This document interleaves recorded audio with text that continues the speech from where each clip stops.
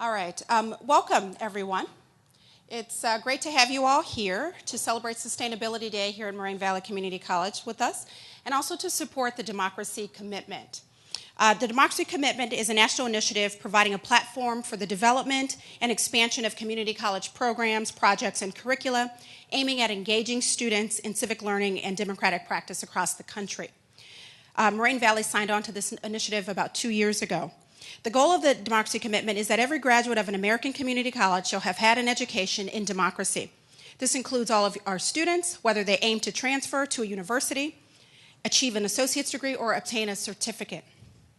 Our panel presentation today is focused on food and the politics of food, and building sustainable communities through food.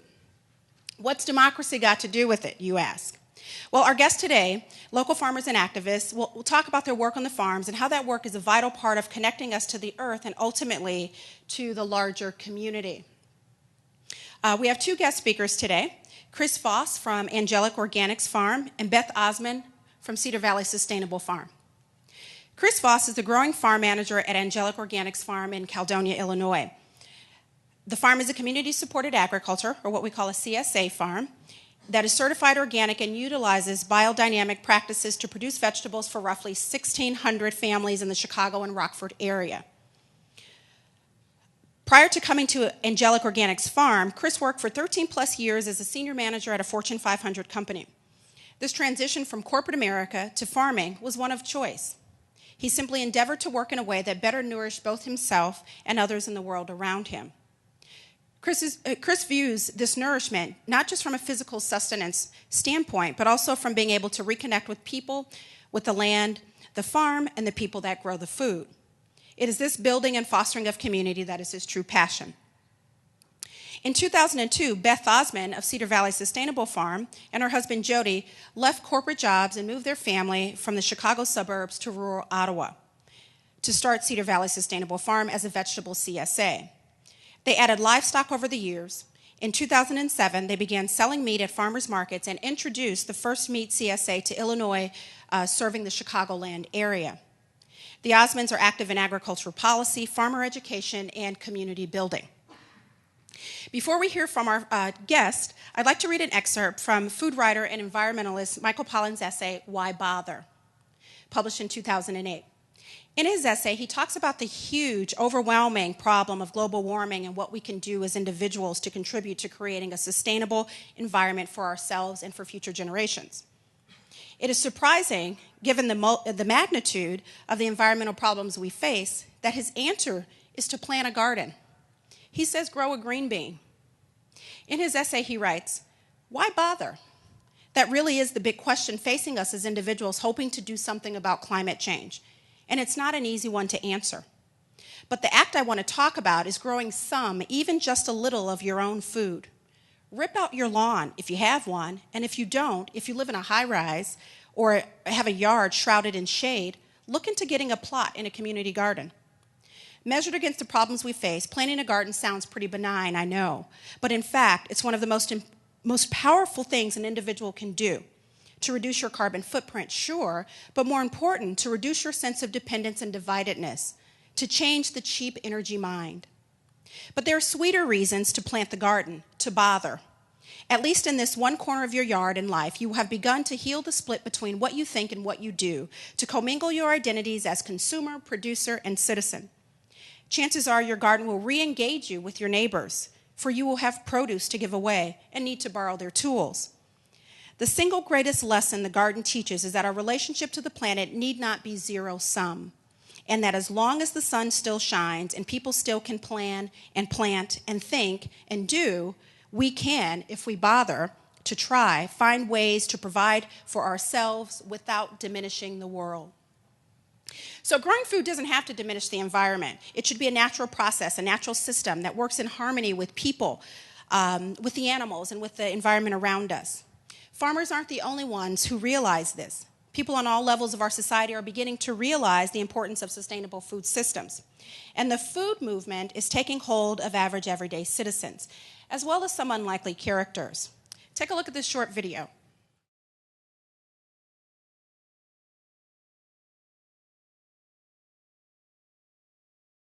Our first speaker today is Chris Foss from Angelic Organics. Is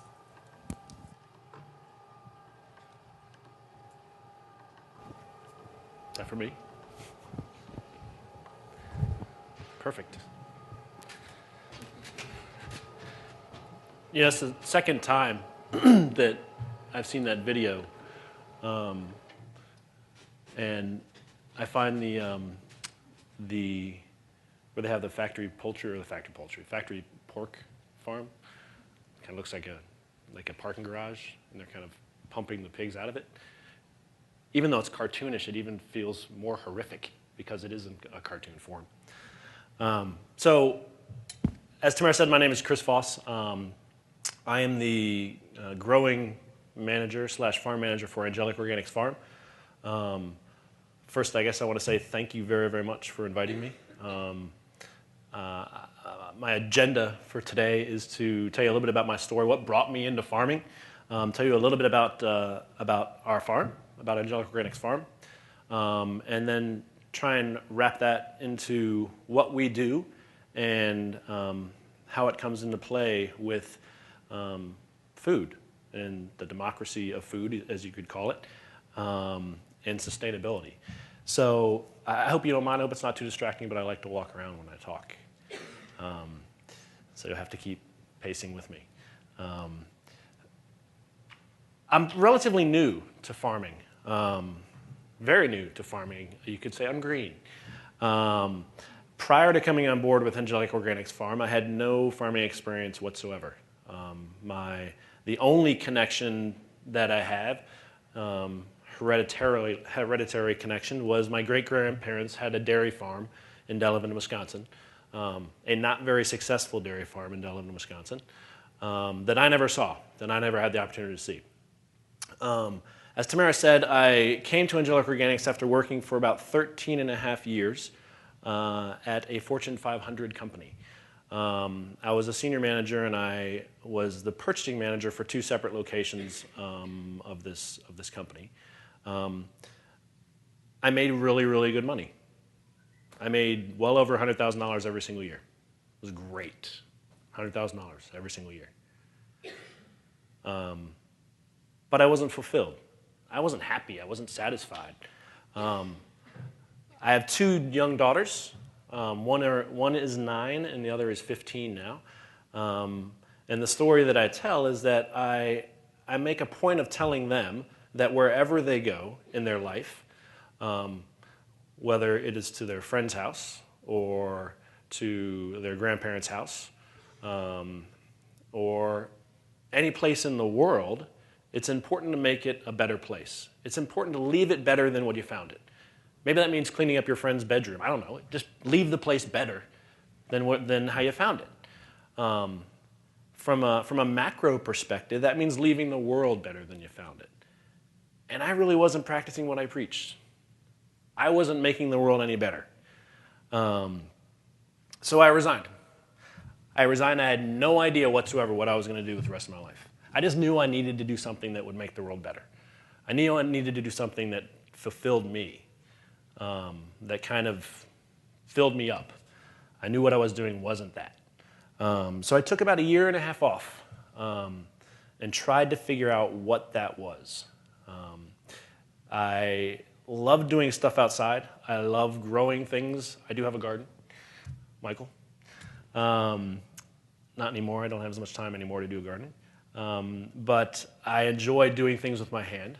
And so I called a friend of mine who worked at the Learning Center, which is the nonprofit extension of our farm, and said, her name is Joanne, and I said, Joanne, I think I'd like to get into farming. Am I crazy? At that point in time, I was about 38 years old. I'm almost 40, and I think I want to get into farming. She's like, no, that's great. It's a lot of hard work. You're going to be really, really tired, but that's great. And so I said, all right, great, I'll do that. So I hired on and for the first season worked with the farm team.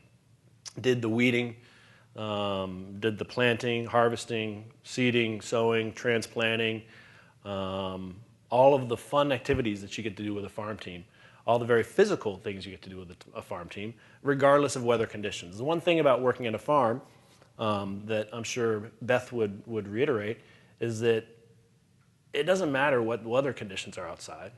The plants don't stop growing. The animals don't stop needing food or needing to be milked. You just got to do it. So you suck it up and do it. So working on the farm team was exactly the type of gratifying, fulfilling experience that I needed.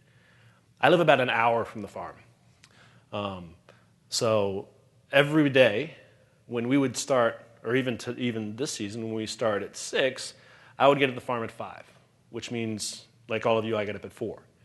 And then I go home, and I get home at about 6:30. So during the season, it's very, very taxing.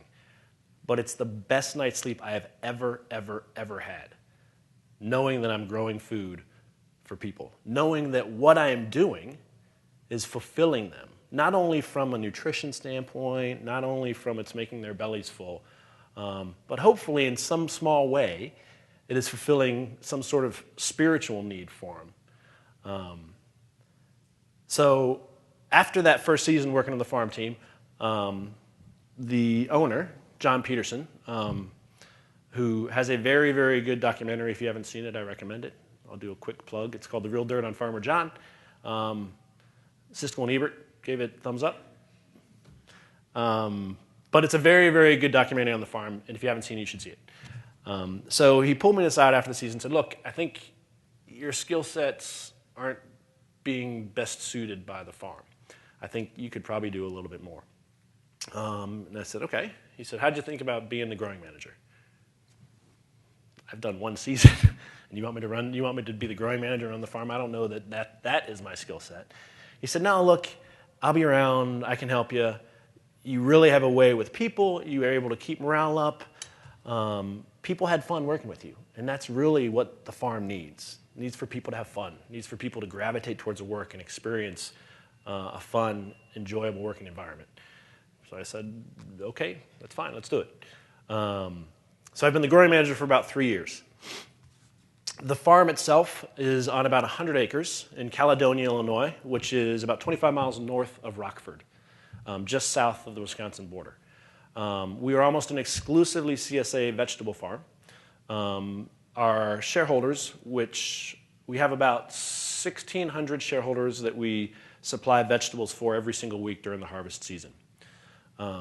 They're primarily in Chicago and the Rockford area. So 1,600 families, we provide a 3/4 bushel box full of local fresh vegetables every single week.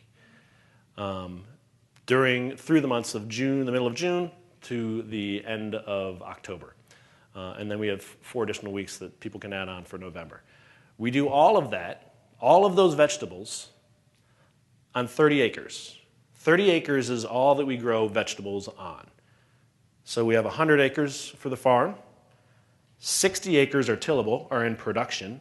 30 are vegetables. The other 30 are in cover crop, which is the way that we provide fertility back into the ground. Because we're an organic farm, we're a certified organic farm, we don't apply any sort of synthetic fertilizers, herbicides, pesticides.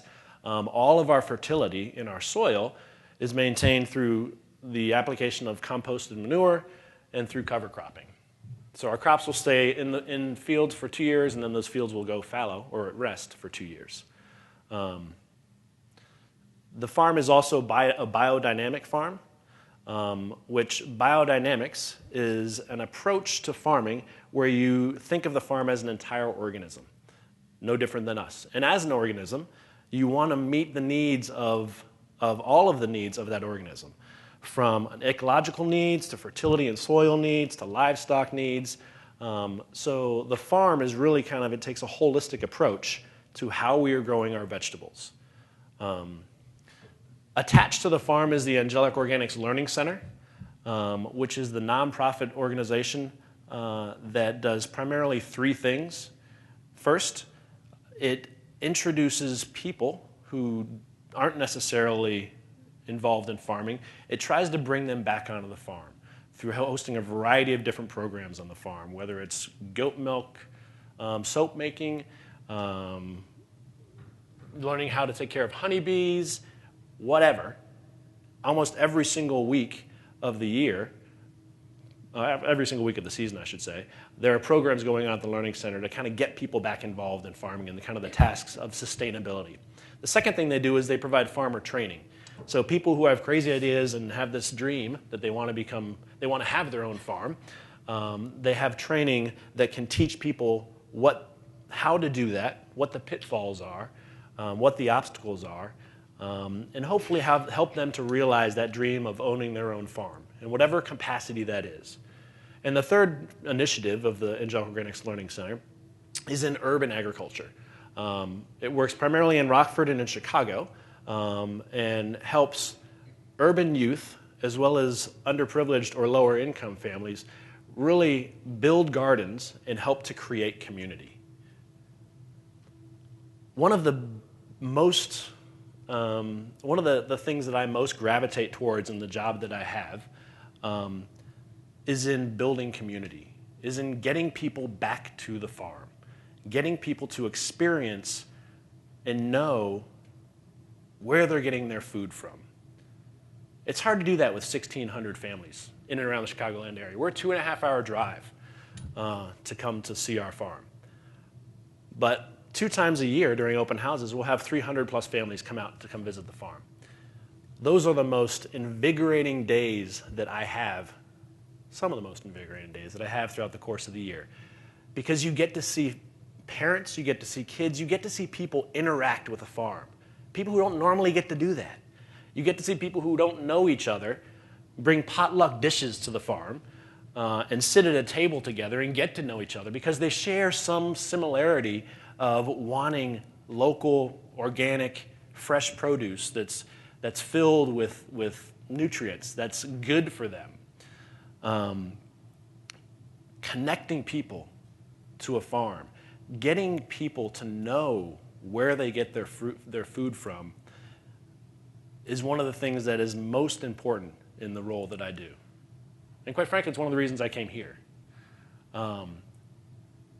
It is critically important that we get back to where we were in some small way 50, 60 years ago, when you knew where you got your milk from, when you knew where you got your vegetables from, or where you got your meat from. We've become this culture of convenience, we've got so much going on, and it's easier just not to. When the farm started as a CSA back in 1993, it was one of the first, if not the first in Chicago, it was one of the first in Illinois to offer vegetables as a vegetable CSA. When we did so, we were really the only game in town. I mean, in 93, you didn't really have many other organic options. So it was able to build that, to build our subscriber rate, our shareholder rate, pretty quickly and easy. If you wanted organic vegetables, you typically subscribed to a CSA, or you knew a local farmer. Farmers markets weren't that prevalent back then. They're becoming much more prevalent now, which is fantastic. But if you wanted to get organic produce, you knew the farmer or you got a CSA. Now, you can get organic produce at Walmart. It wouldn't surprise me if 7-Eleven starts having some sort of organic produce available to people. But all that organic produce is produced out in California. It's not produced here. It's not produced locally. It's produced out in large commercial, at least organic, facilities. But then it's shipped all the way back here.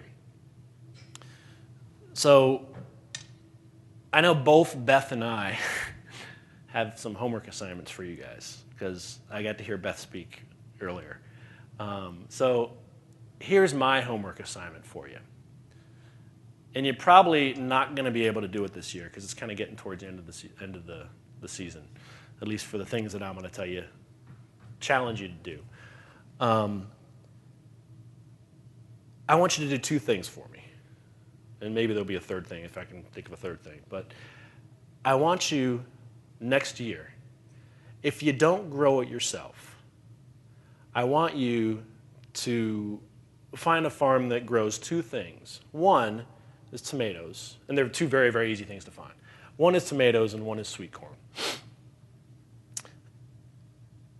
it won't be that hard to find farms that do it. And if you want, after we're done here, come over and see me, and I'll give you my email address, and you just email me next year and say, hey, I'm going to come out to the farm. I need to have some tomatoes and sweet corn, and I'll tell you when to come. But I want you to taste a tomato and a sweet corn that's fresh right off the plant, right off the vine, and see what it does. See how it tastes, see how it makes you feel. I will guarantee you that 90% of you, 9 out of 10 of you, it will be one of the best experiences you've ever had. They'll both be raw. I don't care if you don't like tomatoes or sweet corn. Trust me, I think you'll like it. It'll be okay, unless you're allergic to it. But it'll be the best experience you have had with that food in your entire eating experience.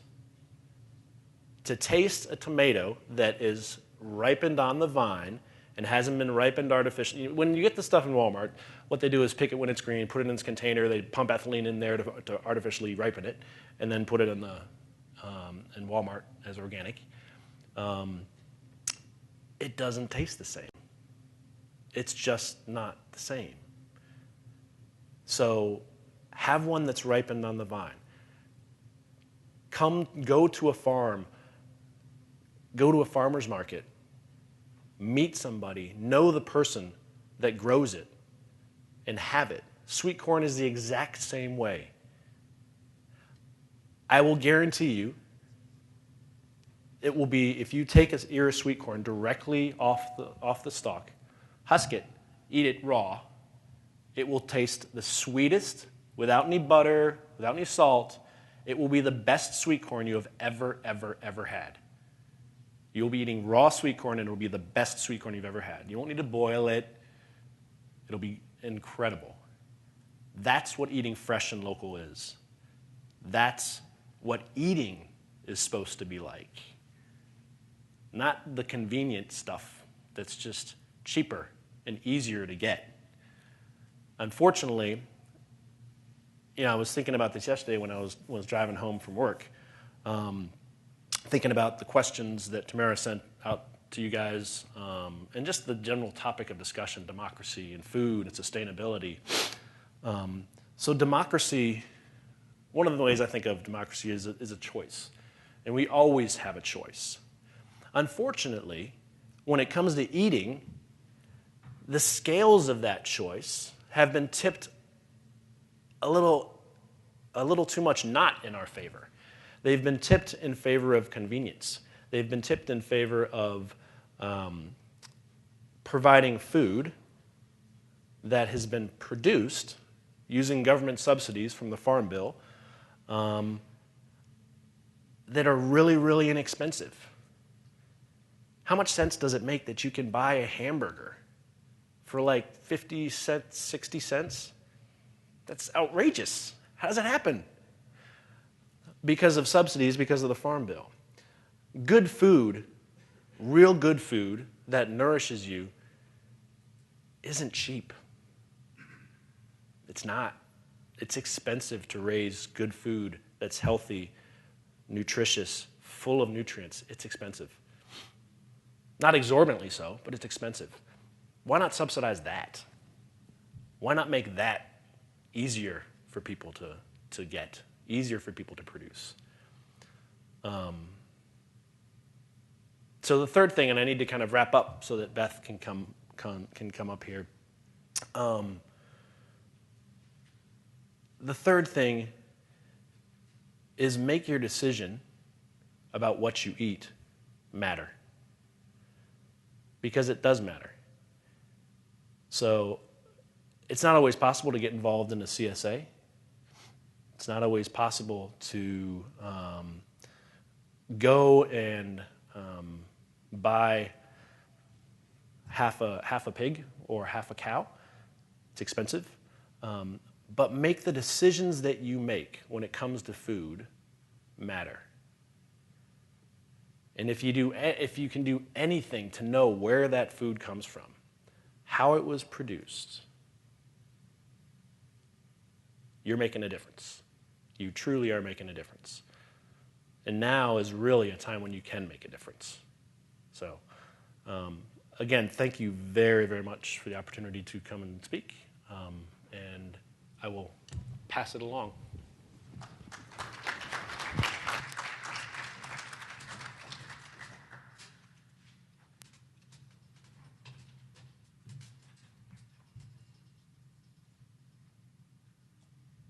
All right, our next speaker this afternoon is Beth Osmond from Cedar Valley Sustainable Farm.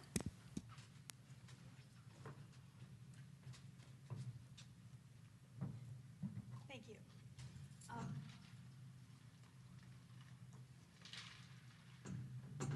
Thank you.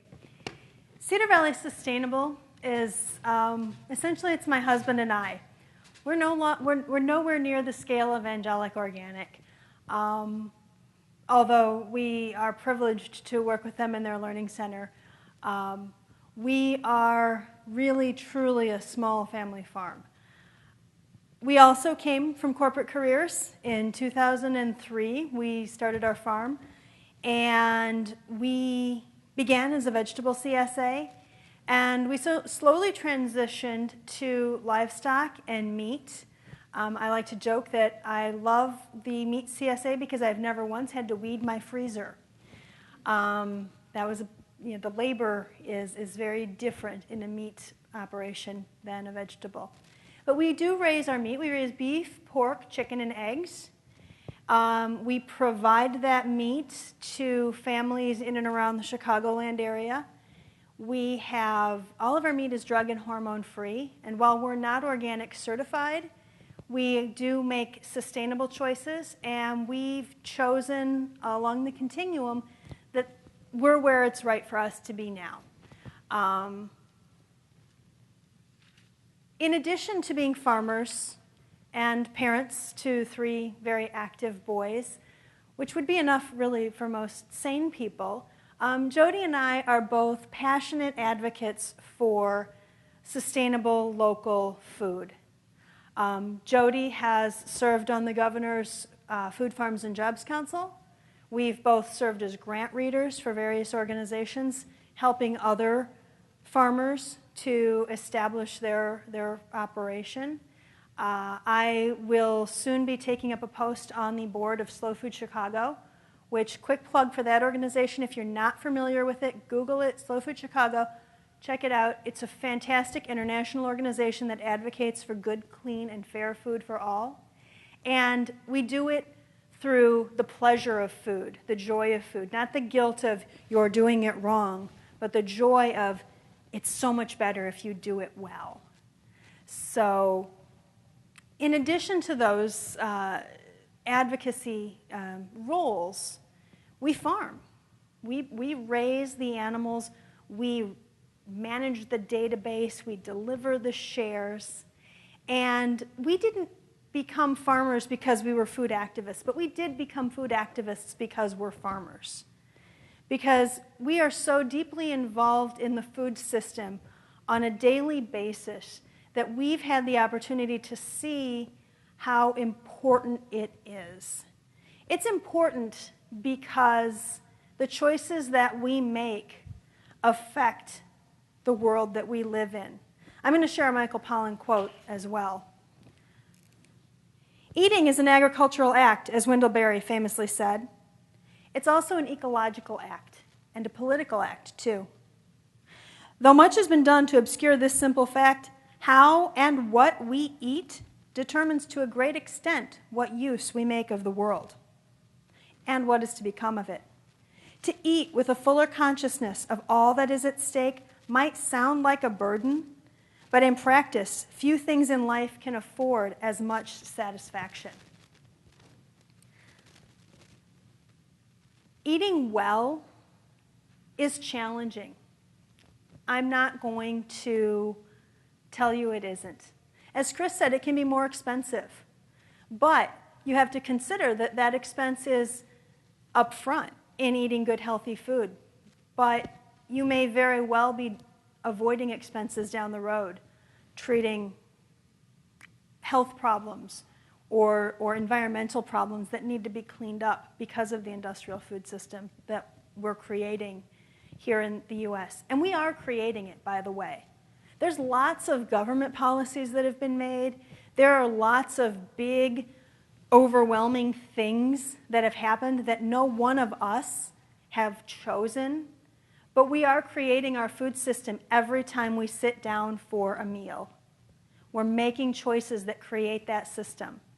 And any one choice, any one green bean, isn't going to change the course of the food system. But those choices in aggregate, little choice on top of little choice, will turn that ship. It will make the changes that we want to see. And like Chris said, that's what democracy is about. It's making changes, it's making choices. Those small incremental changes that each of us can make a difference. Sustainability isn't just about the way your food was raised, although that's a huge part of it. It's also about making choices that you can sustain in your life. Cook a little bit more. Garden if you don't. Even if it's just one pot, grow some herbs, grow a tomato. Know how your food was raised, where it was raised, who raised it. Farmers are kind of cool people, by the way. We're pretty interesting to get to know. So get to know us. Join a CSA. And I realize that we've been tossing the term CSA around, and I'm not sure everyone is familiar with it. Just real quickly, community-supported agriculture is at its heart a partnership between the farmer and the eater. And it's a mutually beneficial relationship because you, as an eater, get to know where your food comes from and how it was raised and by whom. And we, as farmers, have a business model that allows us to plan for the future. Because in a CSA, members join the farm. They commit to the farm for a period of time. In a vegetable CSA, it's typically for a growing season, June through October. A meat CSA, ours is set up a little bit differently, but we ask that members commit for a minimum of 3 months at a time. And that lets us plan ahead. Because that food, those animals, all of that labor needs to happen before it ever comes to your plate. So by paying ahead, even though that's a different way to buy your groceries, by paying ahead and making that commitment to your farmer, you've allowed them to make that investment in raising the food. And we do both. We do primarily CSA. We also do farmers markets. We do retail. And farmers markets are great, and we enjoy them. And I love to get to meet lots of people. It's an advantage of a farmers market. You get to see people every week. But if it happens to be cold and rainy on a particular Sunday, my sales can be half of what they normally would be. If there's a big parade in Chicago, or there's an air and water show, or any one of 1,000 factors that affects the traffic at the farmer's market that week, affects my sales, affects my income, my profit for that week. And we accept that and we build that into our system. But the CSA members, they're the core of our business. They're the heart of our business because they commit to us and we commit to them over the long haul. And that community is a really, really important part of what we do. We love getting to know our members. We love knowing the people who eat our food. You know, you hear a lot like, know your farmer. Whenever I get a chance to stand up and talk to a group of farmers, I always say, know your eaters. Because you'll treat your food differently. You'll do things differently if you're feeding Hazel, who's 6 years old and whose mom has been buying your meat since she was born. You'll do things differently than if you're just shipping it off to the Tyson plant and it's going into, you know, a nameless, faceless entity. It makes a difference for farmers and for consumers. So by all means, get to know your farmers. So make those small changes. I challenge you to make one small change. Cook more. You learn to cook with whole ingredients, with real food. I certainly would advocate for buying that food from a local source, from a sustainable farm, from an organic, local, sustainable farm. Those are wonderful. But even before that, even if you can't do that yet, buy a whole carrot. Learn what to do with it. Buy a roast. It's not rocket science. Cooking is such a lost art. It breaks my heart because It takes time, but there's also a real pleasure in it. Another of my favorite authors, Barbara Kingsolver, says in her book, Animal Vegetable Miracle, that eating is one of the one place in our lives where the pleasurable and the moral or the virtuous choice are the same. You know, there's so many places where what's pleasurable might not be the smartest decision for our health or our well-being or whatever. But eating, the more virtuous it is, the more pleasurable it is. Because if you've made that food, you've made it part of your family, you've made it along with your friends, better yet, you know where it comes from, and you've made ethical choices for where you're buying your food, even just one meal a week makes a difference. So don't feel like because you're busy and you're students and you have families and you have jobs and you have all of these things going on, because we all do, well, I can't do that. I'll do that sometime in the future, you know, when I get settled, whatever. Do it now. Do it for one meal a week, and then do it for one more. Because all of those little changes aggregate. And if everyone here, if everyone that was here earlier, if everyone on campus makes those small changes, those small commitments, then we will, as a society, as a democracy, build the food system that we want to see. Finally, another challenge for you. And this is a slightly off topic of my farm or the presentation I had originally planned to give, but it's an excellent tie-in to your democracy project. Right now, there is a public comment period for the Food Safety Modernization Act. It's a bill that was passed a couple of years ago by Congress, and it sounds great, right? Who doesn't want food safety and modernization? I do. That sounds good. But like many of the things that we see coming through the government, what it sounds like and what it is are not necessarily the same thing. Congress passed this bill. The FDA is in charge of implementing it. And they have written a set of rules in order to implement the intent of this bill. Right now, those rules are open for public comment through, I believe, November 15th. Sometime in mid-November, the public comment period closes. The rules as they're written now will be hugely burdensome and possibly the death knell for many small, local, sustainable organic farms. They very much favor the large-scale industrial agriculture. And I'm not saying that small farms should be held to different standards, but I firmly believe that there needs to be scale-appropriate rules in any situation, but in particular in this one, it hits pretty close to home for me. So write this down. I want you to Google Michael Fields Agricultural Institute, FSMA. There's a 5-minute video on YouTube.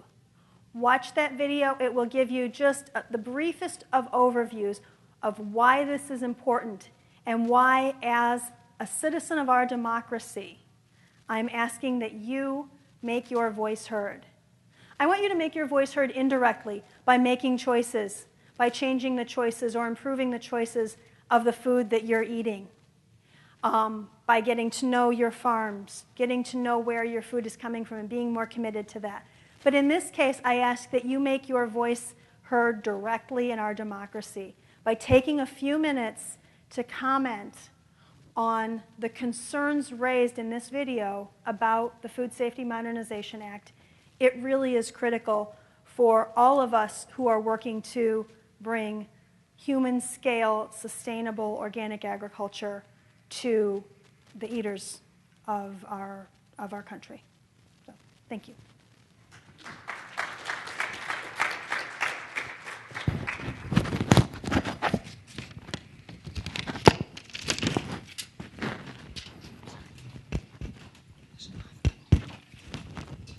Okay, thank you, Beth. Let's give both of our speakers a last round of applause.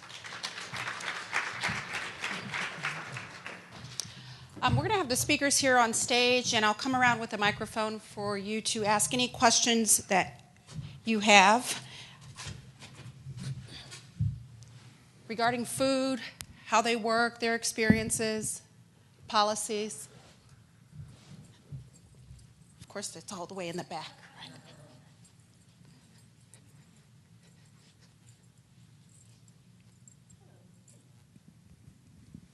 Hello. Hello. I'm Tina Bell, and I was just wondering how you process, or do you process the meat? So what do you mean when you say half a pig or half a cow, or what does that mean? Kind of a two-part question. First of all our meat is processed and butchered at USDA-inspected facilities. We don't do it on farm. We take it to a professional. Our beef and pork are processed in Eureka, Illinois, and our chicken is currently processed in Arthur, although, fingers crossed, we might be getting a processing plant a half hour from me. It'll take my drive from 3.5 hours to a half an hour. So anyway.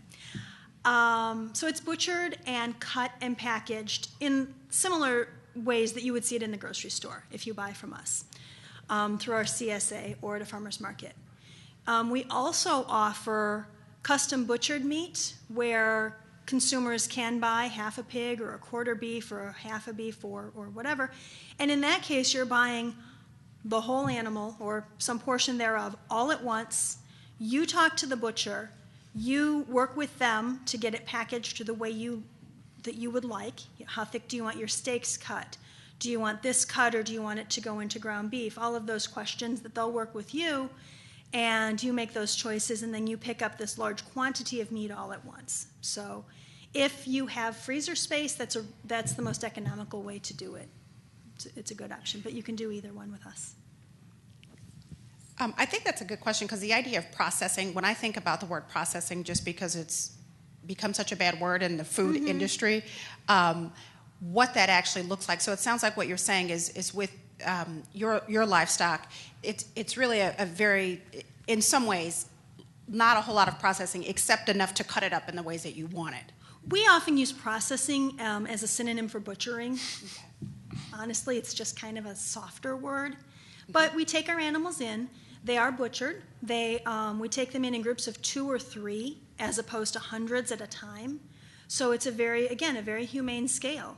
The people who butcher the animals are professionals. They do it quickly and as efficiently and as painlessly as possible, not only for the good of the animals, but it's just a good business decision, because when animals are stressed, hormones are released into their body that affect the taste and the quality of the meat. So our animals are handled with care all the way through that butchering process. Okay. Other questions? It's oftentimes where you hear people talk about like harvesting livestock as opposed to slaughtering. Right. It's easier. Farmers would just say, "Oh, yeah, we're going to slaughter a pig." I had a question in regard to what you had just said about stress hormones produced by animals. We've been talking about this a lot in the biology department recently, about cortisol. Cortisol is a stress hormone. So when eggs say they're cage-free, we know that that's kind of an ambiguous term, that it could be for ambiguous. 5 minutes they're out of their cage, and then we call it cage-free, so that a lot of times cage-free animals are in high-stress environments. We were hypothesizing that cortisol produced by the chickens is passed on to the eggs, so that eggs would have a high amount of cortisol in them, both conventional and possibly many cage-free. Do you agree with that?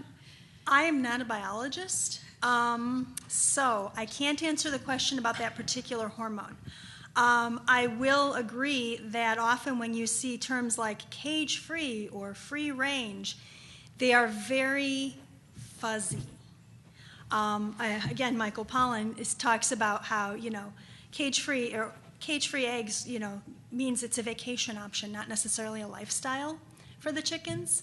I know on our farm, it's a lifestyle. They don't have cages. They have a hoop that they can go into for shelter. That's where they get fed. That's where they roost at night. But they are completely free range. So, and we often get told that our eggs are the best people have ever tasted. So, I'm not making any claims as to the cortisol levels, but I know they're really great. The best thing to do would be to try it, right? To run your own experiment.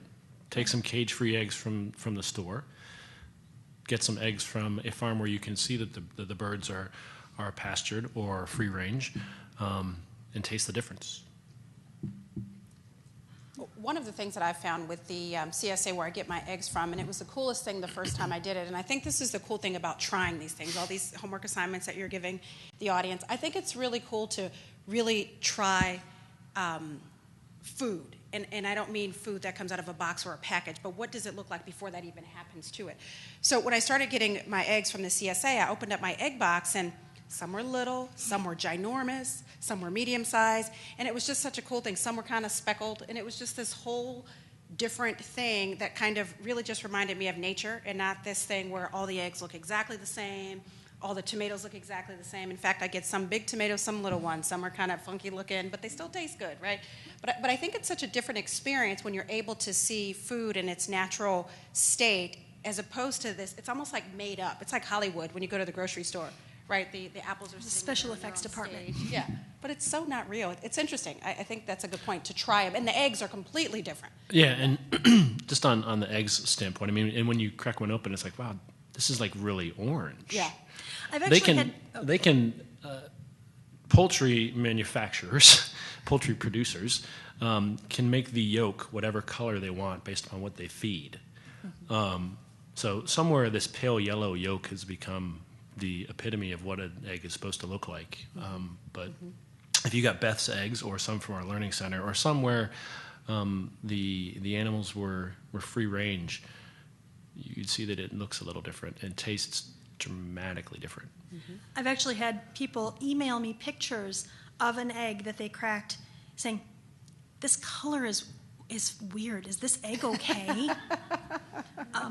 Yeah. Taste it. It'll be fine. Are there other questions?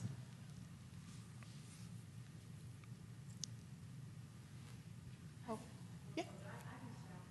Sure.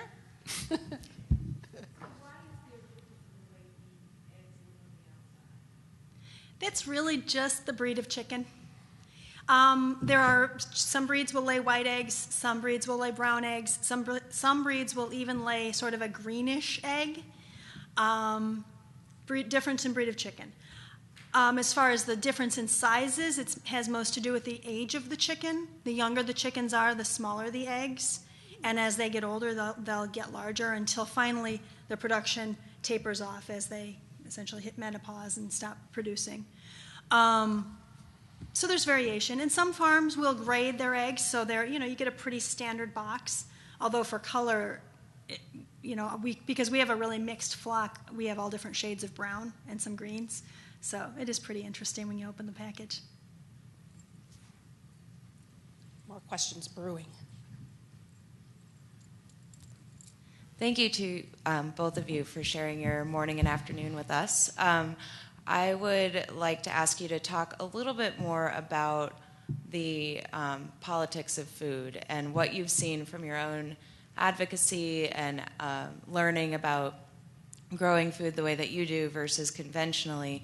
How much impact can our choices have as far as the politics of food are behind it, and where else should we be going to learn about those kinds of impacts? So if I choose to eat organically, how much is that one individual choice making a difference? If you can speak to that, either anecdotally or what you've learned from your own experiences. And then how much more should we be considering this from a democratic political issue? You're the advocate. I'll let you go first.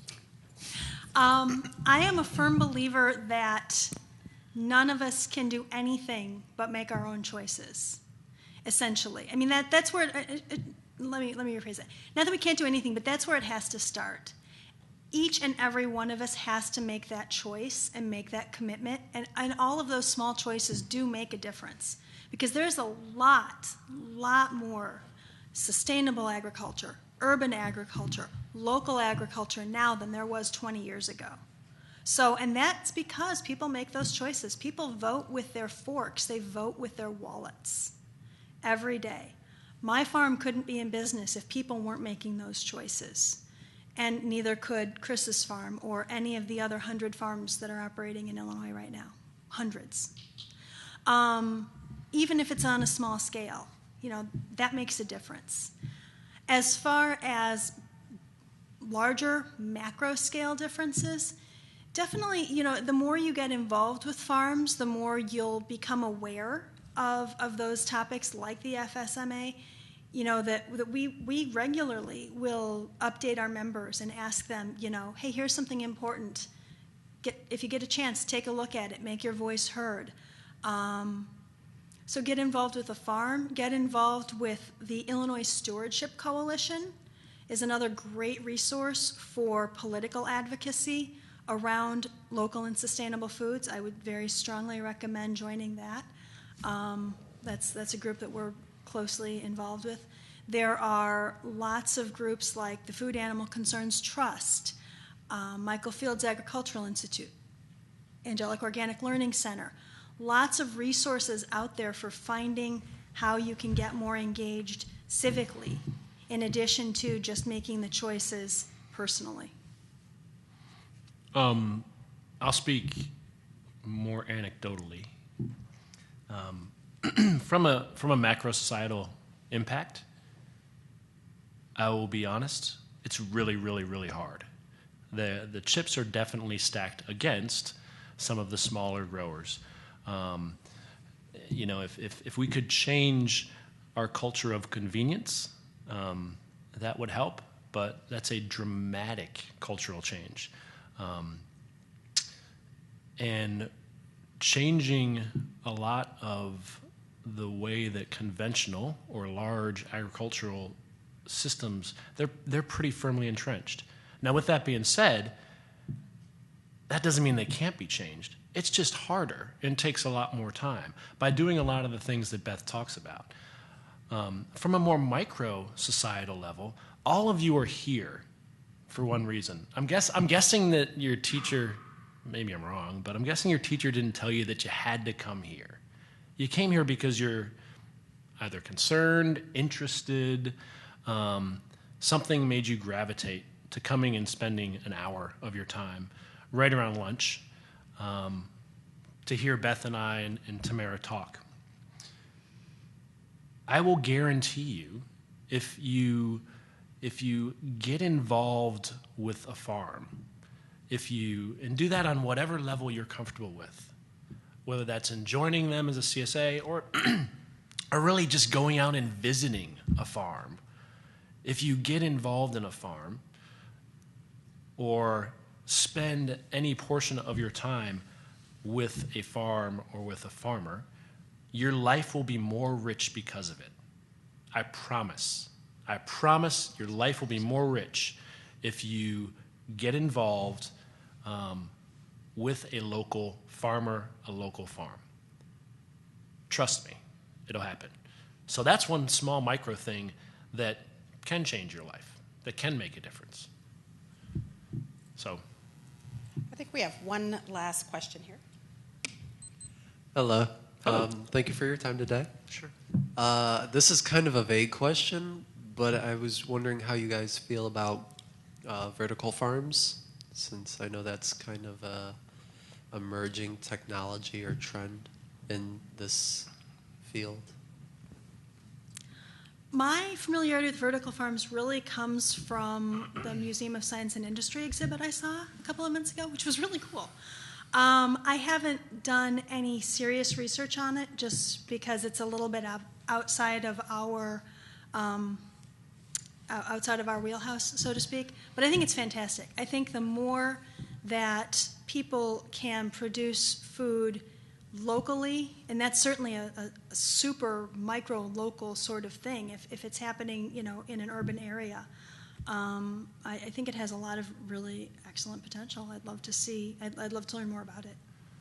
Yeah, I'm not super fluent in vertical agriculture, but I think Beth and I kind of share the same sentiment when it comes to it. I go and talk to groups occasionally, a fair amount of time, about the farm, or present for whatever things, and oftentimes people are like, "So what do you think of this? What do you think of raising chickens in Chicago? What do you think of this part of permaculture?" Great, that's fantastic.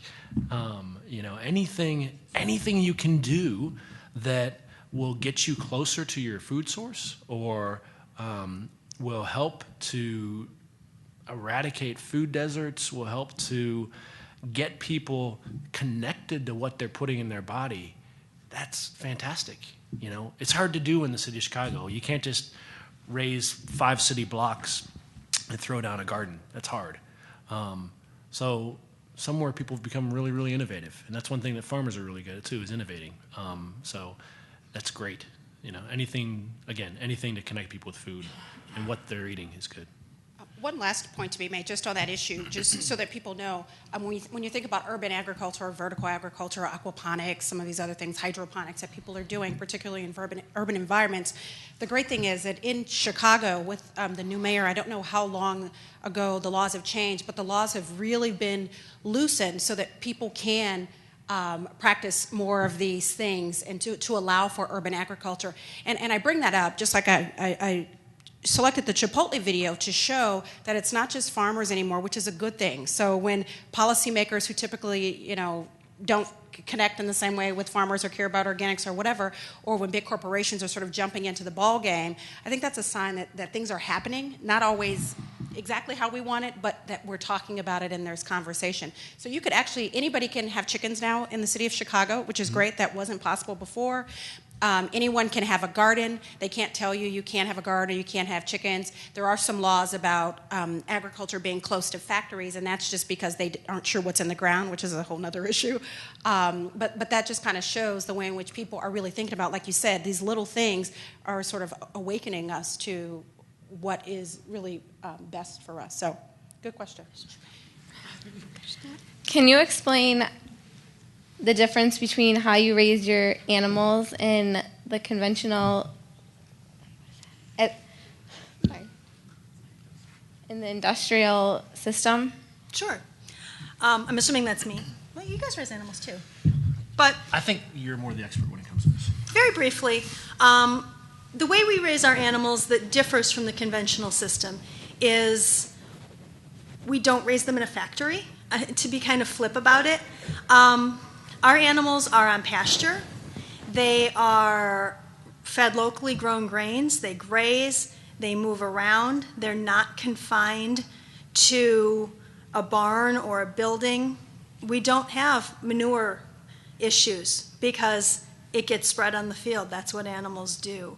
So in a factory farm, in a confinement feedlot, the animals are raised for the convenience of the operator. On a farm like ours, the animals are raised to respect their nature and to give them the best quality of life possible. We don't use drugs or hormones. We like to say that our animals have terrific lives with one bad day. And, you know, I totally respect people who are vegetarian for moral reasons and for ethical reasons. But when people say to me, how can you eat animals that you've raised? I've really come to ask, or to reply, I don't like to eat animals that I didn't raise, because I know how my animals were treated, and I know that they were raised with respect and in good conditions. Other questions?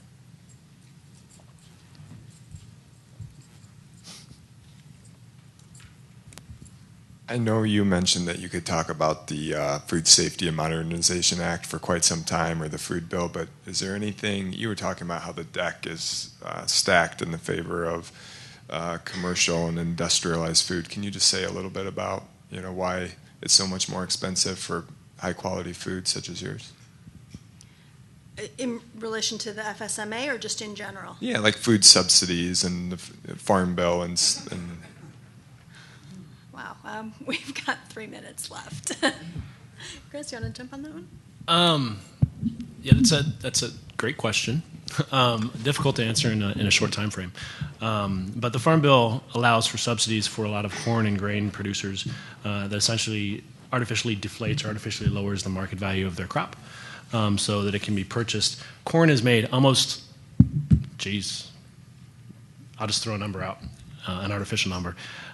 Probably close to 50% of the food that you eat has some sort of corn in it, whether it's high fructose corn syrup, whether it's blended corn. I mean, corn's just used for everything.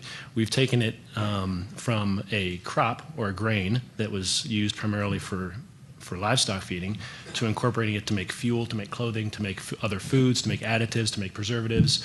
And so because it is so incredibly intertwined in our economy, the government feels the need to keep that price at which people have to pay for it significantly low, because they see a lot of added benefits for it. There is no subsidy whatsoever for an organic farm. It's actually pretty expensive to be certified organic. We spent well over $30,000 to be certified organic. And so there's no subsidy for that. There's no subsidy for growing things and having a CSA, whether it's a livestock or meat CSA or a vegetable CSA. It's almost like the scales are tipped in the wrong way. As far as the FMSA or FSMA,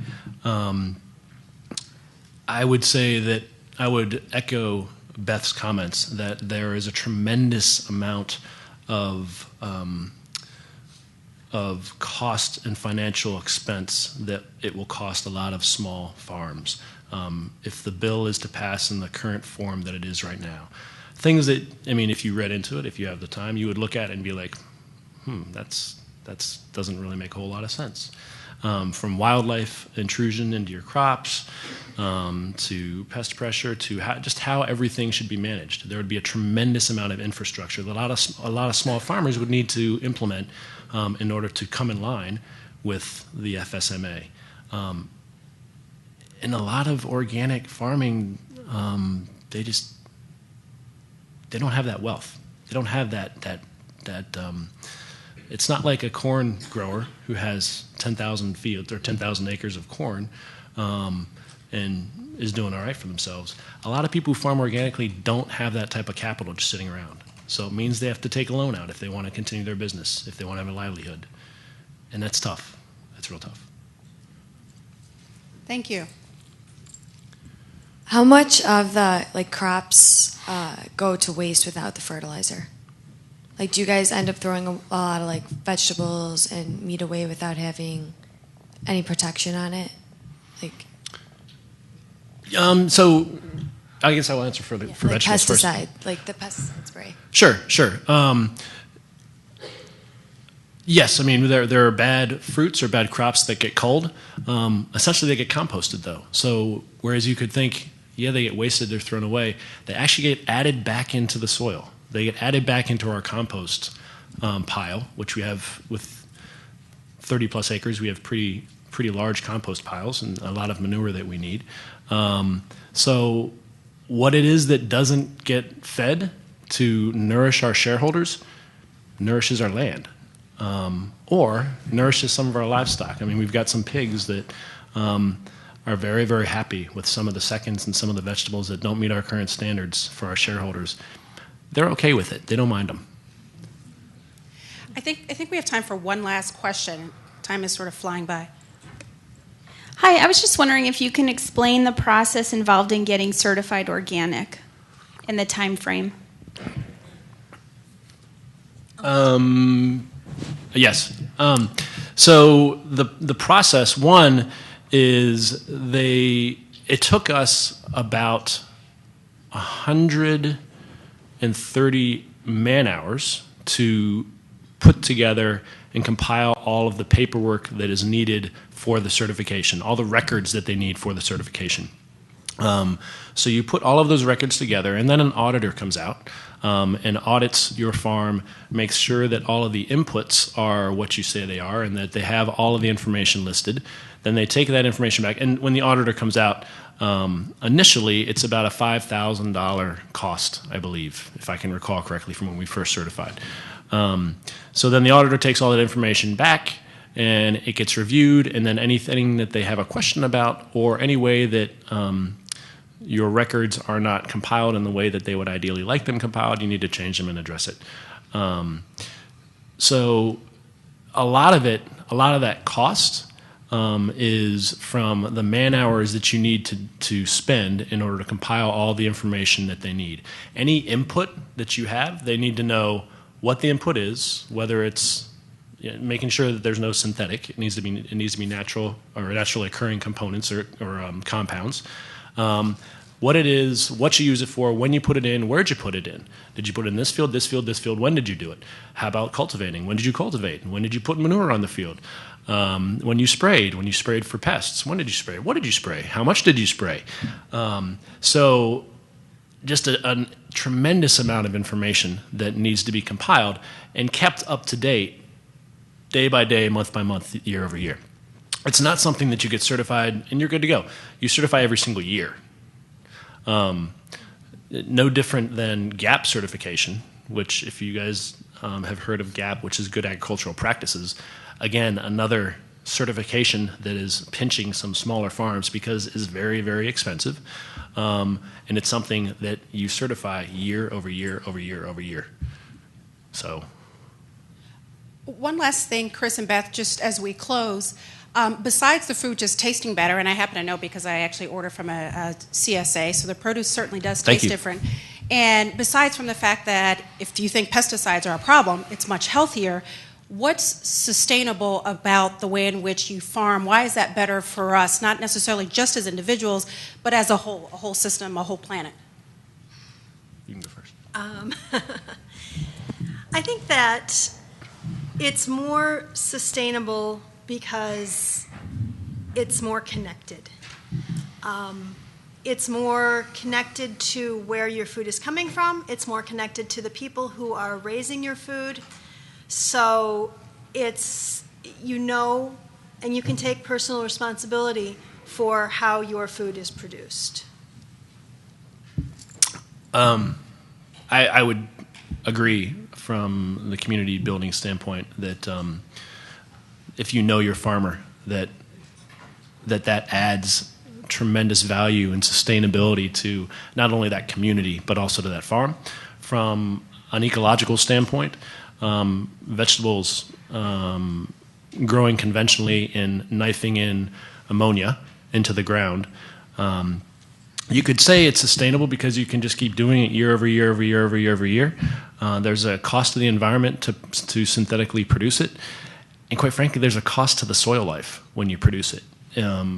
That level of ammonia that gets knifed in so that the crops can grow, the plants can appreciate the nitrogen that is produced. Earthworms not so much, and other kind of microbacteria not so much. And those are all the things that really create healthy, fertile soil that isn't tarnished in gray. They create the difference, if I can put it this way.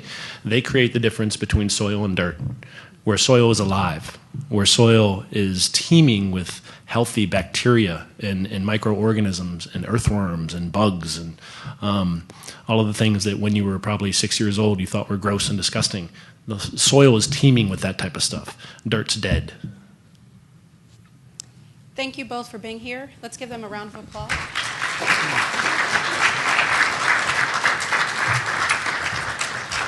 Thank you all for coming. As you all are leaving, there are 2 tables set up with information about both of the farms, Cedar Valley Sustainable Farm and also Angelic Organics.